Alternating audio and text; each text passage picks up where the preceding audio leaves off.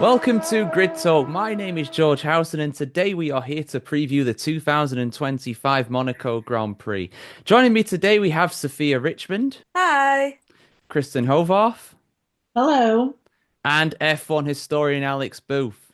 Hello. So let's get into the show, guys. We've got the second leg of our triple header around the Mediterranean. We're going to Monaco, of course, one of the most historic venues on the calendar. The jewel in the crown of Formula One, of course. It is very nicely kind of nicknamed over the decades. But Sophia, what are your main memories of Monaco? Because it's been on the calendar literally since forever, even before Formula One became a thing in the 1950s. We've got so many classic moments to choose from Monaco over the decades. But which are your personal favorites?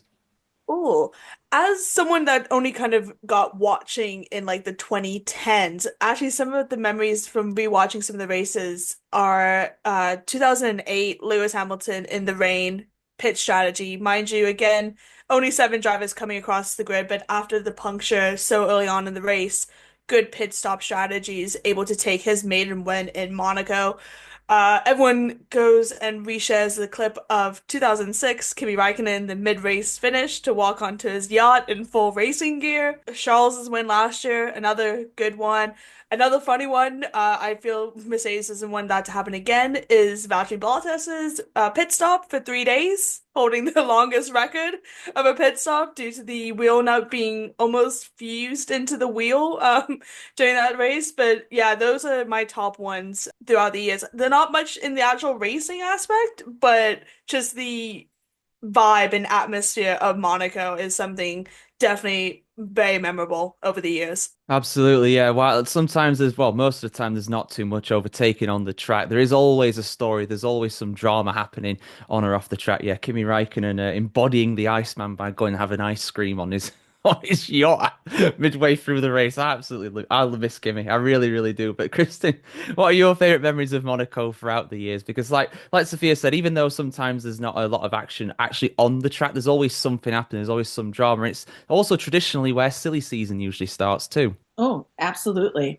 I'm going to say probably I think it was back to 2018 when Daniel Ricciardo finally won, and that was to make up for his 2016 pit stop, where I don't know what happened with the crew, what was going on, but he was held back and released out. It felt like several minutes later, but with too many seconds. And unfortunately, as he was coming out of the pit, Lewis was able to pass him and then was able to win. So that was a hard second place that Daniel Ricciardo took that year. So then to see him, in 2018 taking the win and then going to the famous Red Bull pool and doing, a wonderful belly flop dive, just, right in there in all of his glory. That's spectacular to see. I think a couple years later, then there was, a little bit of controversy with Checo and when he crashed. I can't remember what year that was. Sophia, I can see by the look on her face, remembers that. And, some people may say that that was intentional, because Monaco is all about Saturday, really, you know, and you've got to qualify and you've got to get up and top because there's not passing. It's going to be won in the pits and lost in the pits. So those are some of my thoughts about Monaco over the years. Yeah, definitely. There's been quite a few controversial incidents during qualifying. Of course, Michael Schumacher back in the day parking at the Rascasse and Nico Rosberg allegedly braking deliberately too lately in 2014 as well, although that was unproven. And Sophia there saying as well, very handily, thank you for that, that it was 2022, because I honestly forgot that, but you're absolutely right. That was a bit of drama before the race even began. But Alex, F1 historian, time to shine. What are your favorite memories of Monaco throughout the years? Well, in my lifetime, my first Monaco Grand Prix that I can remember clearly was 2001, and it was the year when they just reintroduced, sorry, the launch control. And David Coulthard had done a tremendous job in qualifying, as we've just mentioned. Saturday is key in Monaco, only for the launch control to pack up on the formation lap. So all that good work was wasted. He had to start from the back, and then spent half of the race stuck behind Enrique with all his arrows. And he couldn't get past him, and that incurred the wrath of Ron Dennis and David Coulthard. And it's tainted poor Enrique Rinaldi's career, really. It was That's basically what he's best remembered for, the poor guy. That race also had Jaguar's first, one of only two podiums, and Eddie Irvine finished a very creditable third that day, which is very nice. I think my favourite Monaco Grand Prix personally would probably be 2004, with a sensational pole lap from Jarno Trulli, and he went on to take what would be his only win on the Sunday. But that was a very dramatic race, because up to that point, Michael Schumacher had won the first 5 races that season. This was round 6. But there was a bizarre moment under the safety car when Pablo Montoya, who was a lap down, ran into him and removed Schumacher from the race. So he wasn't going to win anyway because he was on the wrong strategy. But it meant that we were guaranteed another winner at least at that point in the season. And we ended up with a good battle at the end with Jenson Button chasing Jarno Trulli. And Trulli went on to take a very memorable win. But beyond that, as we've established, Monaco has produced a number of classic moments over the years. There was the famous 1982 race where there was 4 different leaders at the end of the race, and very, very dramatic finish. The famous 1992 race with Nigel Mansell making a very late pit stop, and fighting with Ayrton Senna for the win, and he couldn't quite get past, but that's etched into long memories of Formula One fans. And the crazy race of 1996, where only 3 cars made the finish line. Just absolute carnage all race long. In more recent times, as we've already said, it's not always produced great racing, but I think that's more down to the size of the cars these days than anything else, and we'll come on to that in a bit. But when rain's come into the equation, like in 22 and 23, we've had some interesting moments. I just hope that this year brings a little bit more entertainment. But I still love the Monaco Grand Prix, and I'm still looking forward to it. Yeah, me too, mate. Me too. It's very much a classic on the calendar, even though, yeah, it's been around for like nearly 100 years, I think, at this point, if not even longer. You look at Formula One, even Formula One reports back in the 1960s and 70s were saying how outdated Monaco was at the time, and it's been 50 or 60 years since then. So, to still have it on the calendar is magical, absolutely, and it absolutely deserves its place there, in my opinion, for sure. But yeah, the on-track action for the most part is not really there. Seeing Formula One cars going absolutely hell for leather, absolutely on the barriers, doing 110% around there on Saturday is absolutely mesmeric. It's one of the most incredible things to witness. I absolutely love qualifying for the most part around Monaco, but the racing a lot of time does leave a lot to desire. The only kind of passing that you normally see is through the pits. But Sophia, for the first time ever, we have a second mandated pit stop at Monaco that is aimed at shaking up the action. Now, to give it its credit, we did see more than one stop at Imola for the vast majority of drivers, and that very much did shake things up. So, could we see an improved Monaco this weekend because of that rule change for this year? I'm hoping. I mean, with Monaco, you always know that there's going to be a safety car or a yellow flag or even a red flag in some cases as well. So because of that, that kind of serves the mandatory single pit stop in most of the cases, especially obviously with how narrow and tight and how much these drivers get elbows out at the starts of races as well. You're guaranteed to have that. So because a lot of the teams will pit and change tires then, it kind of subdues not actually doing a proper pit stop. So again, introducing this mandatory 2 stop, it's still 2 compounds if the weather is dry as well. So it's not all 3 compounds with the 2 stops. I think it'll come into better play with the strategies for it. However, in the same breath, we might have more than one safety car. We might have more than one virtual safety car as well. Anything could really actually happen in Monaco. So it's going to be interesting to see and trial it. I believe, obviously, it's not set in stone going forward for every Monaco race, but I might be wrong. But just to see how it is this weekend, I think will be quite a good one. This is where a lot of the drivers are going to rely on the strategy calls of their team. So maybe not the best one for Ferrari, let's be honest, but for some of the other teams like Red Bull and McLaren could have probably better opportunities for it and having good calls up and down the grid. So it'll be interesting. I'm hoping there's gonna be a few double pit stops as well for some of the drivers. That would be quite cool to see in Monaco when it's so tight and narrow.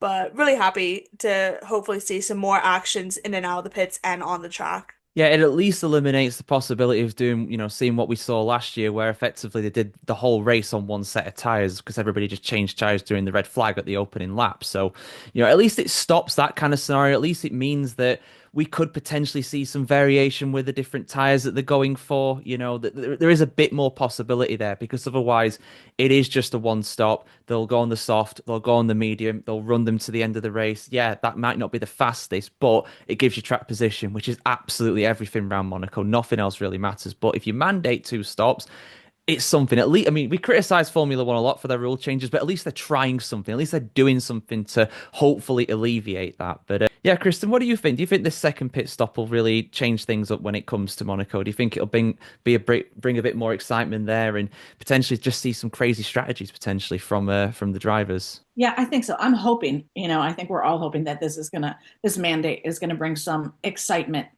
You know, in recent races, we've had a lot of incidences in the pit lane. And, that can happen very easily in Monaco as well. So, yes, strategies are definitely going to be heightened here with what they're mandating. And, this is where we thought it was a, good thing, but in hindsight, it wasn't, type of situation that it can be. So I think this will add, a lot more excitement to the race.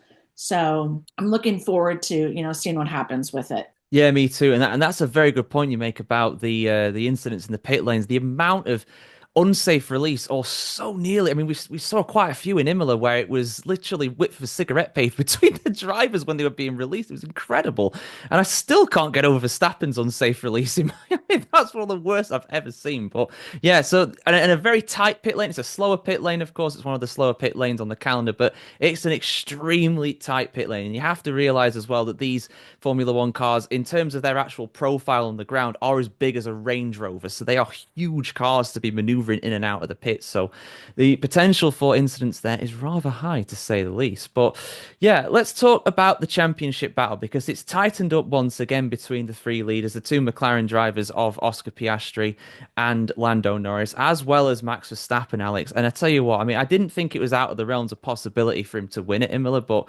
winning in the way he did so comfortably, look, easily the fastest car. It was not like the scenario we saw 12 months ago where he was holding off Lando Norris, doing everything he could to try and keep past him. He was well clear. He was well clear for the most part during that race. So how do you see things going around Monaco between these guys? Because McLaren have the fastest car, but over one lap, over qualifying, there's really not much between them. No, not at all. And Verstappen's very capable of banging in a great pole lap, as we saw in Suzuka, and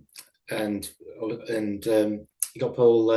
Was it where else did he get pole this season? Jeddah, yeah, it was, yeah. Another street circuit. So it's highly likely that he could end up with pole position in Monaco, and if that's the case, he'd probably be on course for a win as well. I do think that Red Bull have improved with their pace. I mean, it's certainly not the fourth fastest car that a lot of comments on social media like to make out that it is, but it's very close to the McLaren, I think, in his hands at least. McLaren, although I do think they fumbled a bit in Imola. I mean, Piastri really left an open goal for Verstappen at the start. You don't give that much room to Max, as I think someone of Oscar would know really well. And I thought they brought him in too early as well. I think that might have made a bit of an impact on the race. Because he ended up getting stuck in traffic. So strategy is key, especially with a two tyre stop rule. But it adds a very good element of surprise in it. We've got at least three drivers that we could, well, most likely two, but potentially three. Driver, and I bet you can't guess which was the third one that I'm guessing is the most unlikely one. Yeah, so could have a three-horse race. We absolutely could, yeah. We absolutely could, yeah. No, I've no idea who you're referring to there, Alex. Absolutely no clue. But yeah, he does need to improve his qualifying, does Lando Norris, in fairness. Yes. That has very much been in his Achilles heel. And around Monaco as well, it's difficult. I do see what you mean about, allowing the space there with Verstappen, but he broke so late. And also on top of that, Piastri was trying to defend from Russell. So it was an awkward situation to be in, but yeah, I am doing a bit of a disservice there because it was a very good move. It was. I don't know how he got it stopped and kept it on the track. I have no clue how he managed to do that, but that's why he's a four-time champion and has won 60 odd races. You don't do that by accident. But yeah, Sophia, what are your kind of thoughts coming into this one when it comes to the championship battle? Because like I said, the qualifying around Monaco is so crucial.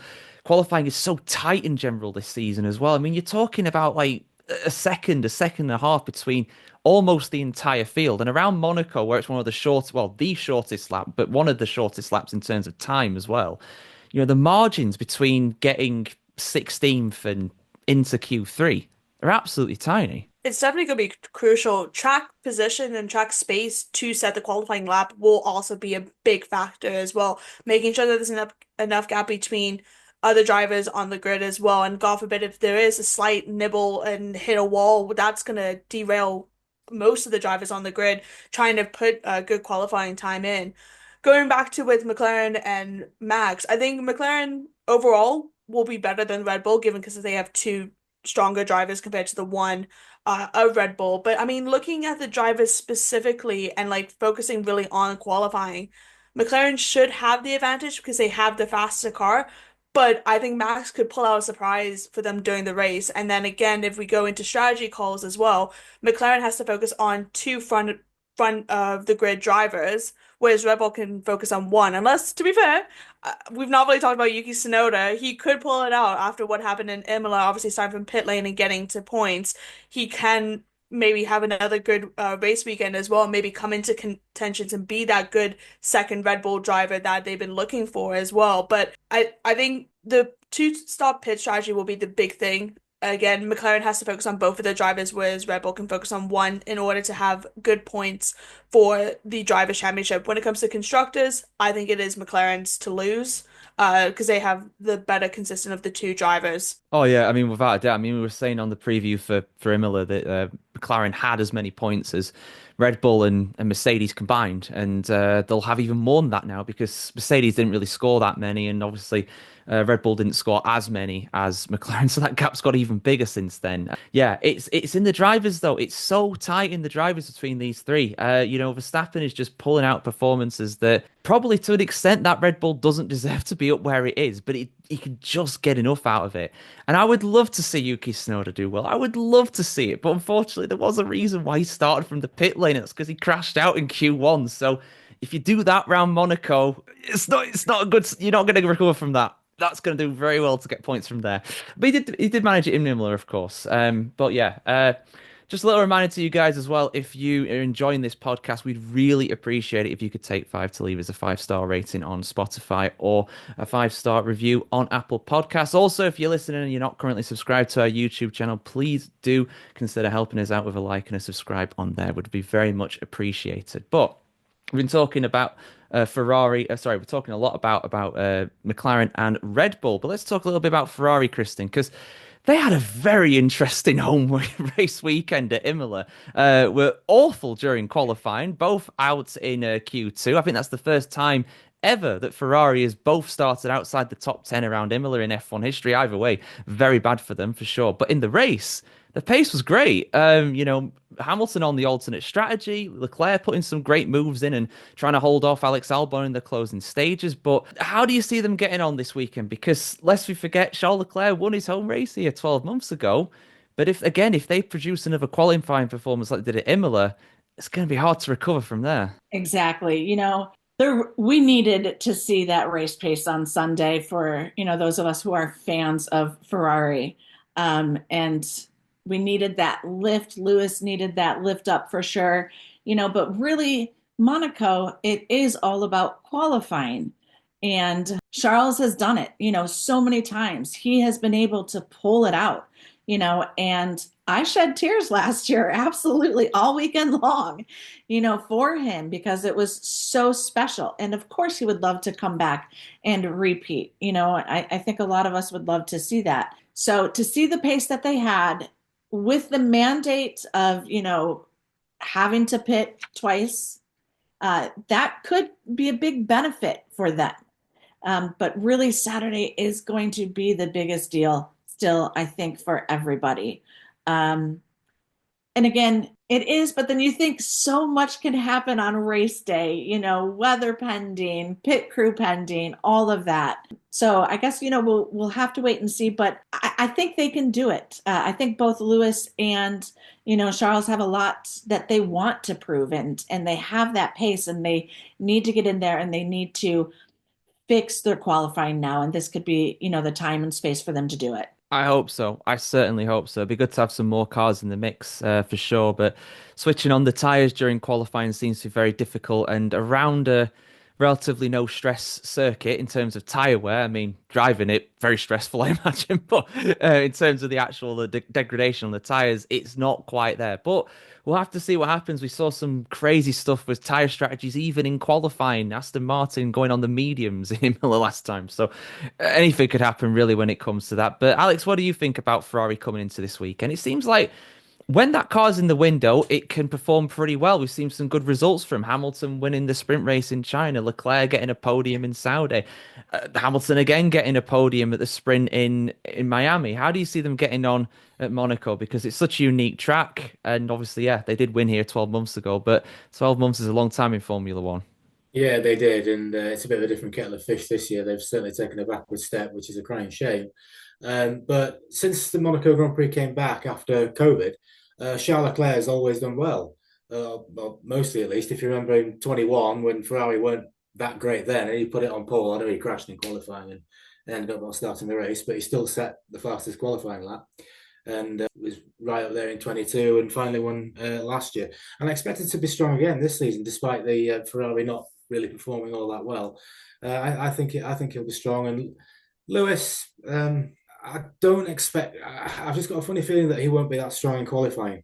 I've just got something in me that tells me that I might be wrong, but I think he's going to find it tough this weekend. He has found it tough driving that car at times, and any kind of weaknesses do usually get exposed around Monaco. But we will see what happens. He's a multiple winner here, like he is at pretty much every track on the calendar. So we'll see how they get on with that. But yeah, Ferrari hoping for better. Mercedes certainly hoping for better as well. Sophia, a real off weekend for them at Imola. Kimi Antonelli was doing okay, I suppose, relative on the alternate strategy, but he retired with an engine failure. George Russell, he started well. He could have got the lead potentially if there was a bit more room for him on the inside, but some sort of problem with the rear axle or the tires or something. George Russell complaining about that, and he just sort of faded away as the race went on. In qualifying, they seem all right on the whole, especially in the hands of George Russell. But how do you see them getting on this weekend? Because yeah, they're very much wanting to arrest this little slump they're in at the moment. Definitely. I mean, out of the two, George, I think will outperform Kimmy. Kimmy's only been on this track once, and that was last year in Formula Two. He came fourth in the sprint race and was seventh in the feature race. I believe he qualified just outside the top 10 as well because of the weird split in Formula Two for qualifying in two different groups. So he does not have much running on this, which is obviously what we've said on other tracks as well this season so far. And he has produced an okay job for a new rookie driver with limited experiences. But Monaco's a different kettle of fish. Like compared to Jeddah, compared to Bahrain and everything as well, like limited experiences. One small error and one small little maybe the rear end kind of getting a little bit loose, he's in the wall, which we don't want obviously as a driver, but I'm not expecting much from Kimi. George, however, because he has had some good races from them, Mercedes has also had some good times in Monaco. I'm expecting a lot more for him to show his experience, to show what he's done over the years.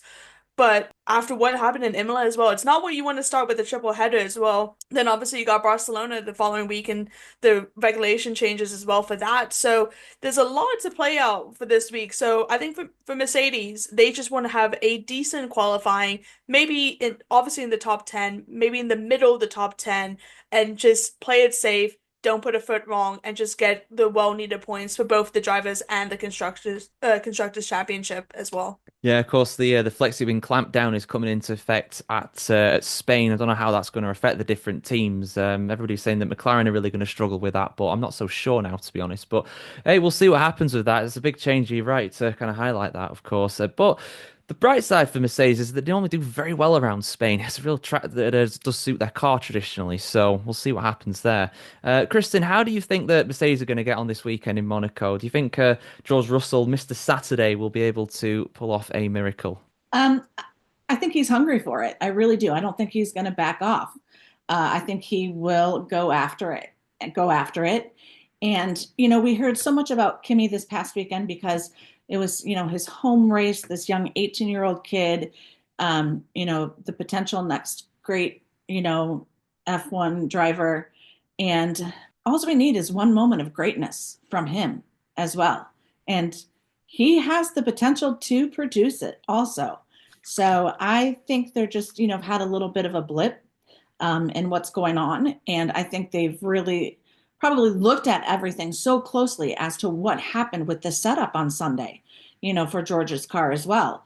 And they're going to do everything that they can, but I don't think they're going to back off right now. I think George is so hungry and knows that Kimmy is right up on him as well. That has the potential in a year or two to be great. And he still needs to prove himself. So I think he'll go for it. Yeah, without a doubt, without a doubt. He has been cut adrift a little bit of the top three, has George Russell, but he's someone who was, up until Imola, finished in the top five of every session, at least every race anyway. And as Sophia very handily points out as well, every year since 22, I think it said, a Mercedes has finished in P5. So it almost feels like it's destined for him to finish fifth, but of course he'll be wanting a little bit more than that, no doubt. And that battle for second place in the Constructors' Championship as well is absolutely massive between Mercedes, Red Bull, and Ferrari. Ferrari are a bit adrift at that, but I won't rule them out completely just yet. Still a long, long way of the season still to go. Long, long way of the season still to go for Aston Martin as well, Alex. And I don't know if that's a good thing or a bad thing, to be honest, because they did pull off a real shocking qualifying at Imola, and they looked like they were on for some solid points. Fernando Alonso still without points in 2025 somehow, but in the latter stages of the race, they just fell off I just would say they fell off the cliff, but it felt like they were falling off Mount Everest, to be honest. But that all being said, if they repeat what they did on Saturday, this time around at Monaco, could be some good points for them. It was encouraging, and and a good qualifying in Monaco. It's very hard to overtake there, as we've already said. Getting to Q3, there's a very good chance of scoring points. And Fernando Alonso needs no introduction, does he? If anyone can do it, he can. The statistic that he's got no points, I don't think he's going to last for much longer. I think he will break his dog eventually. But although the race was disappointing, the sign was good because it's been nothing short of a disaster so far for Aston Martin. It's 2025. So undoubtedly they'll be hoping that they can swiftly turn a corner and get some decent points on the board. Yeah, definitely. I remember coming into the season, thinking that they may well be back markers. They'll be down there with the Saubers, and it started out fairly positive for them. But now they're down there with the Saubers. You had Nico Hulkenberg overtaking Alonso for what could have been a point at the time at Imola. So, yeah, not looking too great. But Sophia, like said, like we've said, they do have a chance as long as they can qualify well. That's more than half the battle around Monaco. But it just seems like something keeps going wrong for Fernando Alonso every race weekend. Don't, because that's been my bold prediction for the last four races, is Alonso to get points. And it's been two times it's been pulled away from me at the last possible minute, or oh, just something happens. But we have to remember, Alonso finished P2 in 2023 in Monaco. He started the grid in P2 in 2023. They can pull some random out of the blue situations. Obviously, we saw that in Imola with qualifying on the mediums when everyone else had the softs. They can do some random out of the bag tricks that Austin. I guess sandbagging is very much a thing over there sometimes as well. So I have faith. I'm gonna put it out now as well for my bold is Alonso will get points this weekend. I'm gonna say that it's like Louis with Lando taking pole. That is my I will die on the hill prediction for that one until it happens. And for it to be in Monaco, why not? I'm hoping again, Aston Martin, they're in that teeter stage as well of do we start focusing on 2026 or do we keep on in the 2025 era? Obviously, Adrian Newey focusing on 2026, but you can see with some of the performances recently, especially in that qualifying in that one lap pace, he definitely has probably had some kind of intervention in this car so for this season as well because they have been producing some crazy lap times as well throughout the last couple of rounds. So I'm hoping. And I'm gonna say every preview, every review show, I want Alonso to get the points. He needs it, he deserves it. Obviously, he is the most decorated, one of the most decorated drivers on the grid. The fact that Franco Colapinto is now the eighth driver that he's competing with that was before Alonso started was born after Alonso started driving. Like that's also a crazy stat to think about his time on the grid.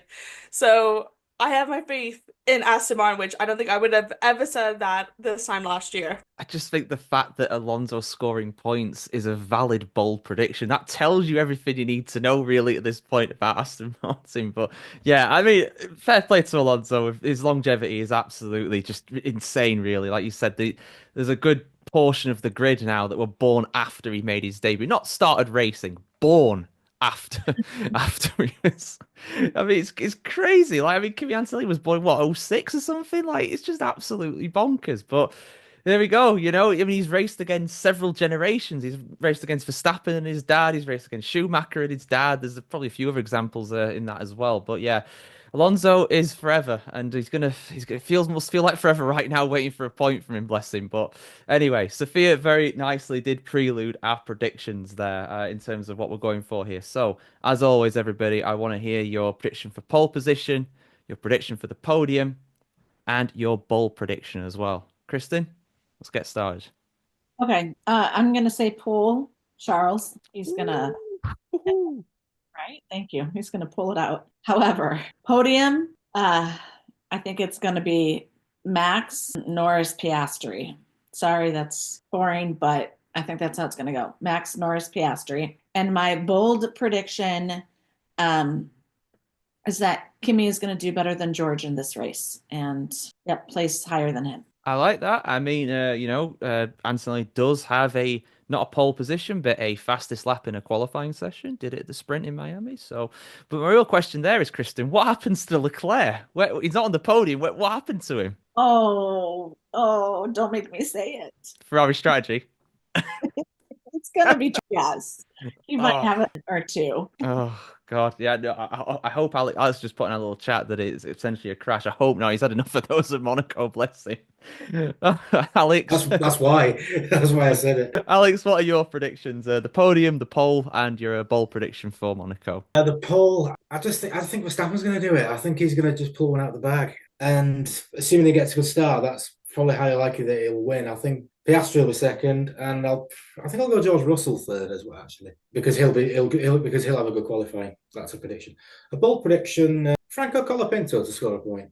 Oh, Alex, you took mine. People keep taking my bold prediction. That's become my new George Russell. Back when he was at the Williams, George Russell for the points, and it's Franco Colapinto for the points now. I'm gonna have to think of another now. Sophia, what are your predictions? You've already given you bold. Let's hear the rest. I think Paul will be Oscar, just how he's been over these last couple rounds. But on the podium, though, I think it will be Max, then Oscar, then Lando. I'm playing it safe because I want some good points from the predictions. I did well. I was 2 points out from last weekend in Imola, so I want to keep on getting this good streak and get first now, take back the championship for that. So I'm playing it safe in my predictions this time around. Fair enough.